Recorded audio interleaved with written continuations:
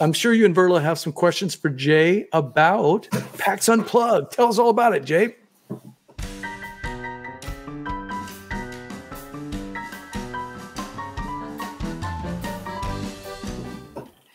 I absolutely can. So PAX Unplugged is probably my favorite convention.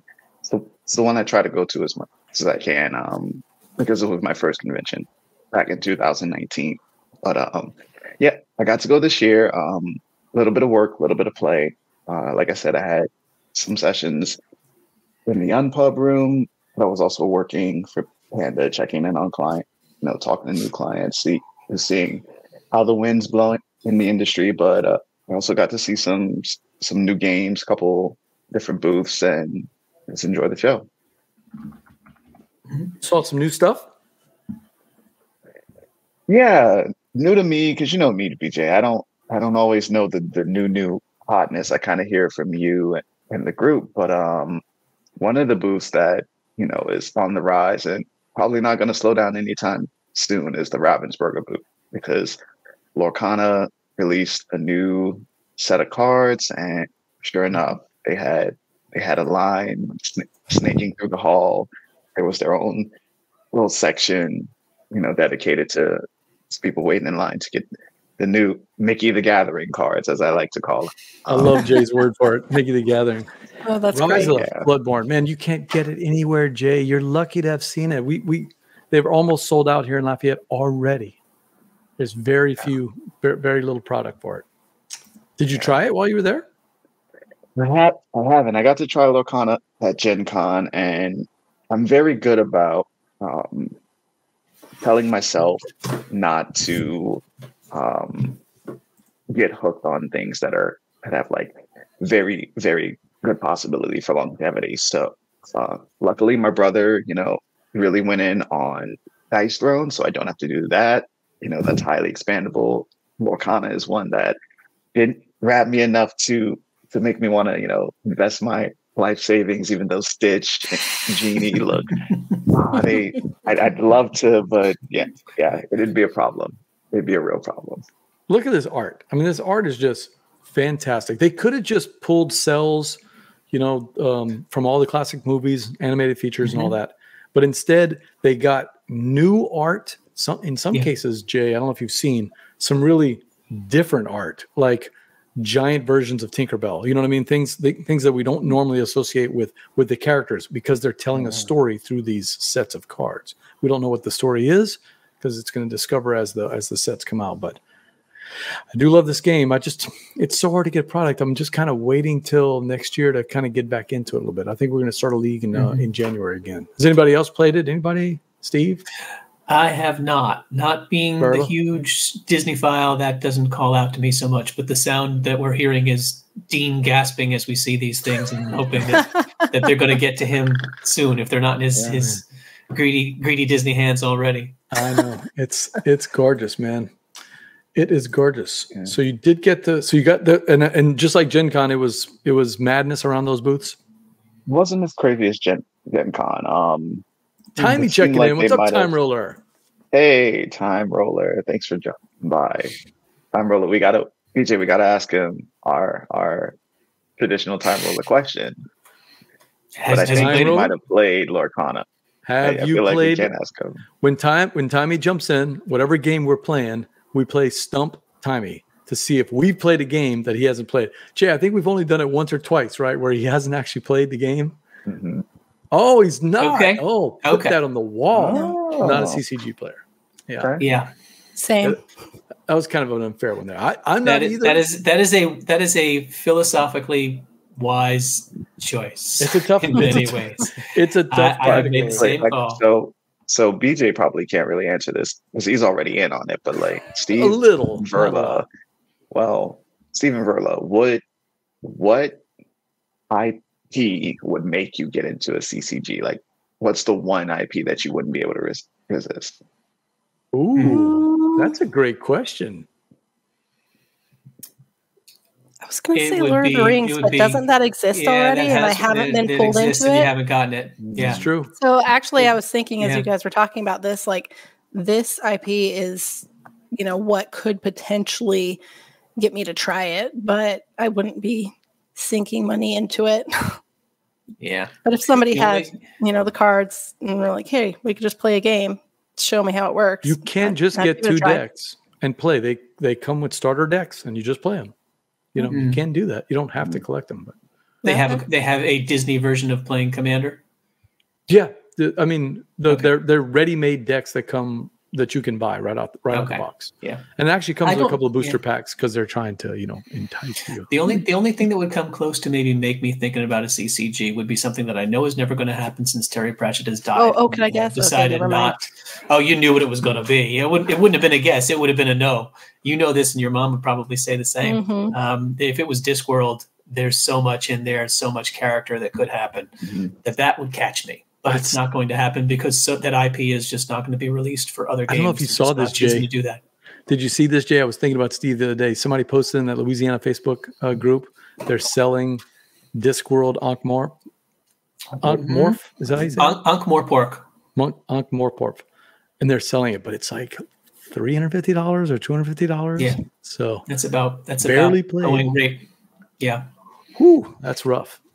That is rough. Yeah, so that would be an IP you might actually want to get a couple. But I don't know that I would need to do it because Ankh-Morpork, Discworld Ankh-Morpork is an entirely card-based game anyway. True. There is a board, but all the art in there and all those characters they already exist. I don't have to go shopping for them or hunting for them. They're in the game already. So I don't know. There is a board, but that game is all about the characters, and it's all about the characters and the really all about playing the other players. That's kind of what the game and is. Control. It's an area control game basically, or but yeah. I'm assuming it's like the one that I've played, the Nancy Narking, where you're trying to figure out what's the end game goal for each of the other players. Who is the other person?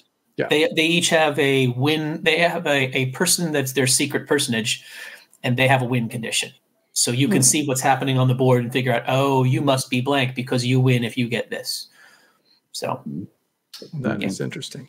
I am interested in the second game that you have on the list, though, Jay. If you feel like talking about that one, I'm interested. I'm really interested in this one.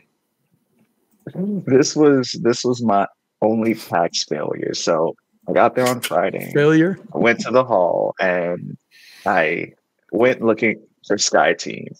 Sky Team is by Scorpion Mask. The big headset booth was Scorpion there. Mask. They had all the copies, and I made the mistake of not getting it when I first saw it. I thought I just got here. I don't want to carry too much stuff around. Come back. There's tons of copies available.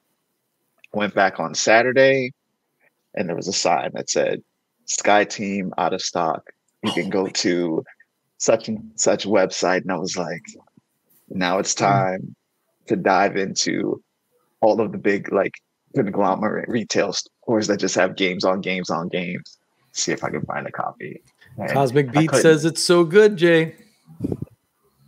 Yeah. So Sky Team is a dice manipulation worker placement type of game where it's just for 2 players, strictly 2 players, and cooperative. Both co-pilots. Yeah, it's a cooperative game where you're trying to land the plane, and there's multiple scenarios. So you're not just doing once. You can up the difficulty, go to different areas, land different planes, but it's limited communication, which is the kicker there.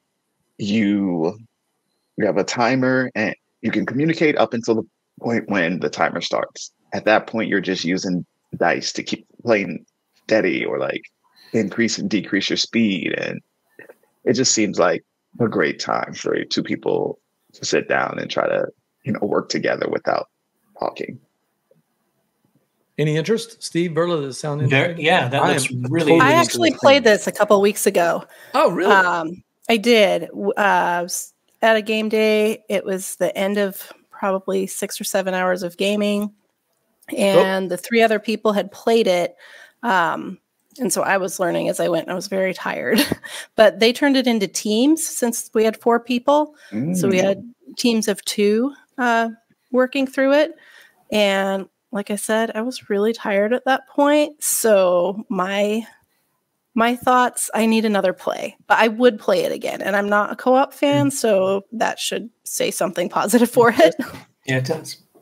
I'm totally into this theme. I like the dice manipulation. That definitely made it more interesting to me. I'm still trying to figure out how the pilot and co-pilot are sitting next to each other and they can't talk. That's a little unusual to me. That would be weird if I went on Southwest Airlines and then they're like, we don't talk to each other. We'll see if we can get you there safely. Yes. But thematically, I mean, maybe there's a disconnect there, but it makes sense for the game purposes, right? You know, so yeah, it did. But look at that game board. That just looks so. It looks. The board is pretty cool.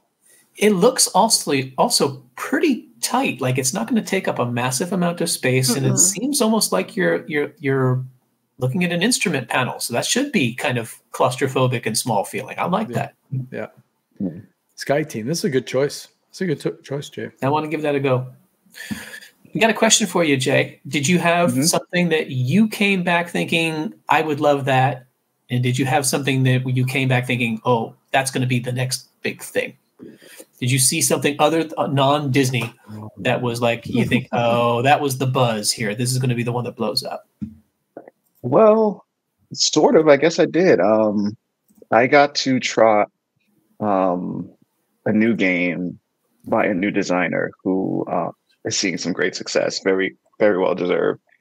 Amon Anderson, and I might be mispronouncing his first name, but he designed GNOME HOLLOW, which is this new game that's coming out next year in August, I believe, from the Op.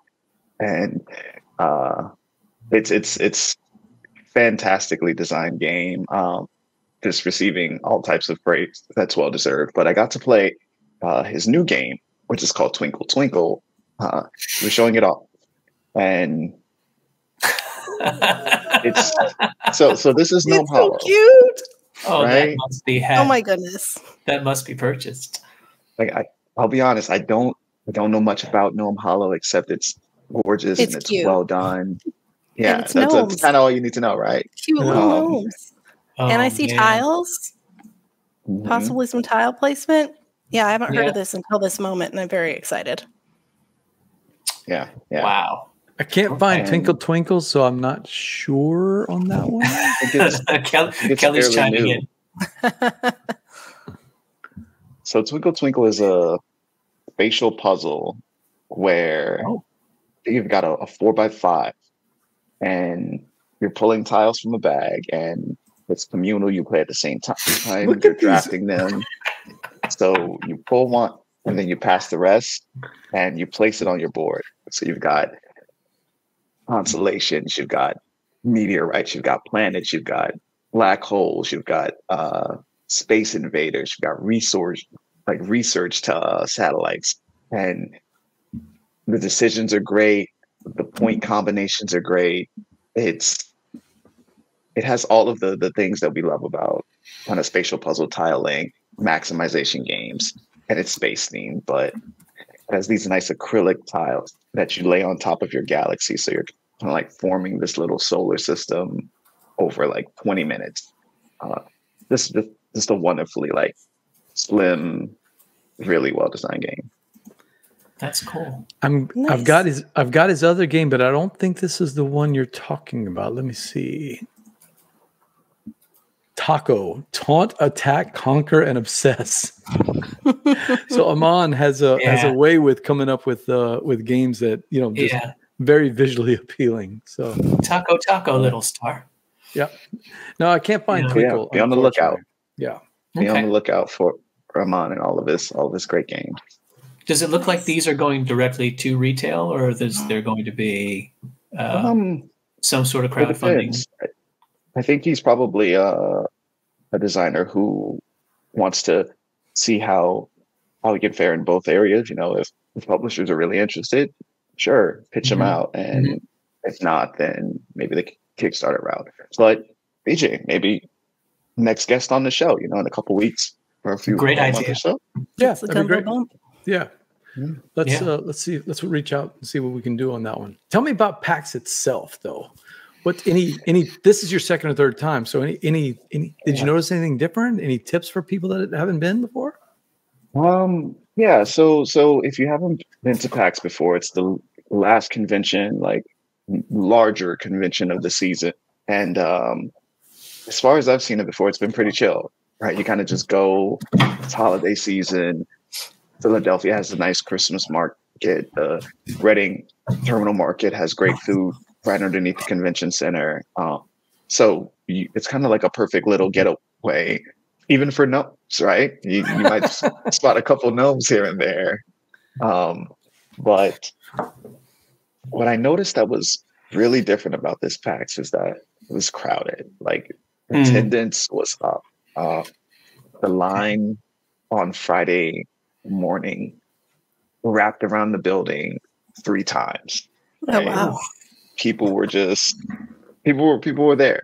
And there's a couple different theories of why that might be, mostly with just like the holiday season, just people feeling like, they're getting back into games, coming out of the pandemic.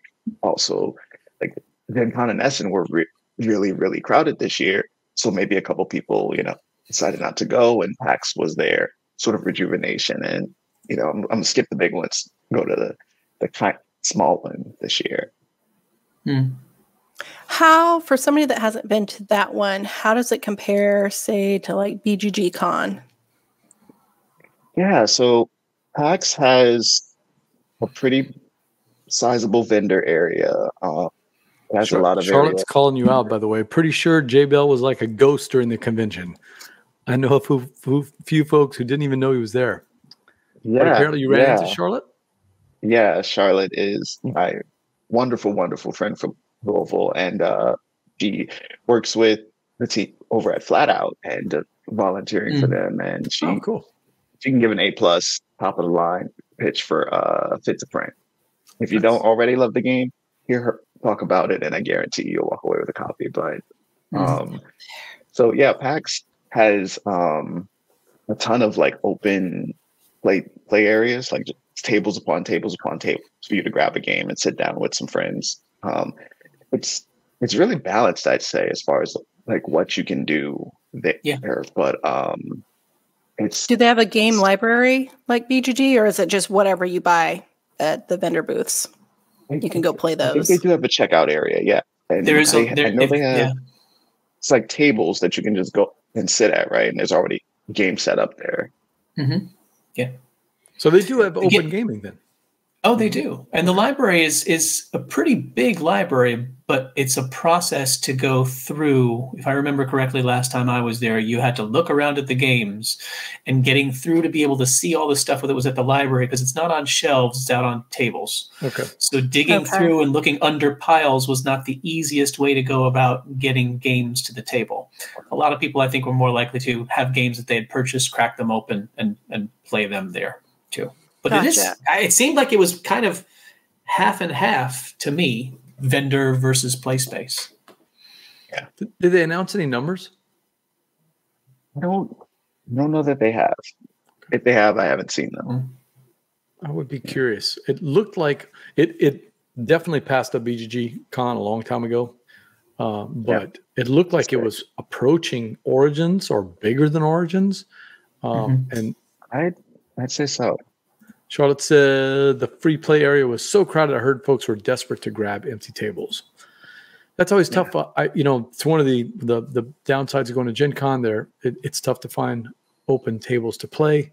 Once you've gone for, after a while, you learn about places like the third floor in the JW Marriott or different other places that are open. But Berto will tell you, BGG Con and Dice Tower and all these other cons like in Origins, they have it's about playing games to me more than shopping. Although we do some shopping though, right, Berto? You can't help it. Yeah. It's a lot. I mean, I haven't been to the other ones like Gen Con or PAX or anything. But from what I hear about those, it seems like BGG Con really doesn't have nearly the vendor presence in comparison proportionally. I was curious because I've been seeing posts in Facebook game groups and everything as well of people that went to PAX and were like disappointed because it sounds like they didn't have the free play experience that they were expecting based on BGG experiences. So Mark Rhodes did a video walkthrough, Jay, of Mark Rhodes from All Play did a video walkthrough of the vendor hall, and I was impressed. That's a pretty big vendor hall. In fact, what I liked is that they had some wide open spaces for walkways. I don't know what it was like when it opened because he was doing this while they were still setting up. But it feels like you wouldn't be on top of each other like you are at Gen Con, Definitely not. Definitely not. I think it could get, crowded lunchtime or 2 o'clock on Saturday, but it doesn't stay like that the whole time. Yeah. There's room around the edges to move on the outside of the hall, where it usually tends to be like more, think about these as streets. There's like avenues on the outside, and then the streets themselves can get kind of clogged, especially if it's a busy, it just happens to be a hot street. But there's down the middle, and then like 3 separate big ones, and then there's roads, alleys off of that. And it can get crowded. Is this the big convention for the Northeast, basically? Or is there something similar for New York, Boston, that whole corridor? PAX East is, but that's not purely board gaming. So it's probably the Northeast version. Basically, and from New York or Philly or any of those places, to get to Philly, it's a train ride away, right? I mean, it's relatively easy to get there. It's about 2.5 hour drive for me. Yeah, that's not bad at all. Pulls in folks not bad at all. From Boston, North Carolina, DC area, obviously. I got to hang out with, Aaron Bradley. Hey, thank you, Hexstar. Dragon said, caught the written review of Apiary, saw you were live, thought to stop by. Hey, look, come by anytime. We love chatting. So thank you. And thank you for reading the blog. It's always nice to know there's 1 or 2 people out there. So. You're not just talking into the ether. Yeah, no. Like I'm writing these things, and you're like, you're wondering who's on the other side reading them. So that's always interesting. Back to what you were saying, Jay. Yeah, no, just mostly that PAX is one of my favorite conventions because I get to see so many of my friends, and one of my good friends, all the way from the West Coast, Amy Baio, owner of Pink Tiger Games, actually went to PAX for the second year. I think this was her second time there. And I remember passing by her area, and she was always chatting with people. And Amy is an amazing saleswoman. Her products are great. Her games are conversational games, right? They're really intro level. Want you to, have a good time chatting with people. If you're looking for a holiday gift, check out Pink Tiger Games. I think she's on Ludology this episode. I think. Okay. If I remember right, there's a good interview. I'm pretty sure it's Ludology, but it's a really good interview if you guys haven't listened to it. So check that out. Yeah. Nice. Mm-hmm. Very good. Pink Tiger, they have any? Does Amy have anything coming out? Anything we need to keep an eye out on? Her most recent Kickstarter was a few months ago for her game. It might have been Cloud 9 was the most recent release. He does them so frequently and so well that I can't remember which one, but I think Cloud 9 was the most recent game that she did. Really breaking the mold, and sort of I think that a lot of gamers have the idea that conversational games aren't really games, and Amy completely shatters that idea. Totally. Speaking of conversation, there's an elephant in the room that you have not addressed yet, J Bell. The most important thing at PAX Unplugged. Did you run into Philip Millman? I don't even know why we wasted the rest of this show and haven't talked about our friend Philip Millman yet. Did you run into him? Did you get a picture with Ralph? Did you? Well, he doesn't have Ralph anymore. Well, he took a picture with it though. He did take a picture. Yeah, that's true. Did. Yeah. Philip did not have a chance to run into each other. What? Unfortunately. Really? Wow. Yeah.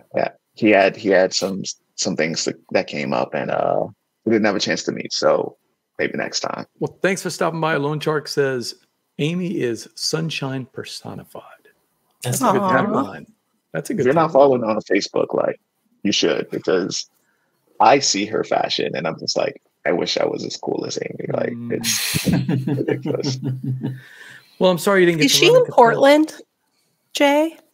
I think she might be. I can remember if it was Portland or Seattle. I've seen some stuff of hers through a mutual friend, Catherine Dreyer. I don't know if you met her at PAX U. Yes. Jay knows Catherine. Yeah. Okay. Yeah. I've been friends with her for a while. We've yet to meet in person, but I think it's through her posts. I've seen Amy's stuff, and it seems very colorful. And just this little comment about sunshine personified kind of matches the impression I've had. Sounds right. Let's keep an eye out for Pink Tiger Games and to see what they have come up. Good call. I do have something to get to, but before that, you talked about running into Flat Out Games. I've never met them in person. I've only just talked on screen or, before and after the show, or a couple of other interviews with them. But did you get a chance to play Nocturne? Not get a chance to play Nocturne. I went by the booth and there were other people playing Nocturne. It was very, very hot. It knows everyone. It's true. I've played Nocturne like 3 or 4 times now, and the more I play it, the more I like it. And what I really was impressed with it is that it plays well at 2 players. I would not have expected a Reiner Knizia style bidding type of game would play well with 2 players, but it really does. It's interesting good. thing about Nocturne. It's a new mechanic I've never seen before. Every time you play it, there's different rules. Okay, that is fair. I've never seen this in a game before. It's pretty remarkable. We're 3 for 3 on Nocturne, and we played it 3 different ways. Oh man! To be fair, if you watched the last stream, I even read the rule out that Sean said had given content creators so much trouble. But understood. Oh man, I had to redo the video twice to get it right. Oh no! I had to give you a little bit of the business on that. That wasn't there. That's totally fair. That's totally fair. Oh, I hate getting that one. Broke my heart because I think Jared was so upset, and I think that rule, had we played it correctly, I think he would have. He did, by the way, after the show. You got to understand. I mean, Jared's doing a character, right? You know what I mean? He's doing a bit, a little bit, but that is the true gamer coming out. He was hot about it, but he is playing it up a little bit. After the stream, he was like, I really did like it. It's just I wish they'd fix that. And then we found out, that's because we played it wrong. Is it even there you go. Thank you. Is it even a board game if you didn't play it incorrectly? I mean, come on. We're playing with paper rules, you know what I mean, that are still changing. But I was actually you can have several pancake games in that scenario. Sure. Yeah, more pancakes are better.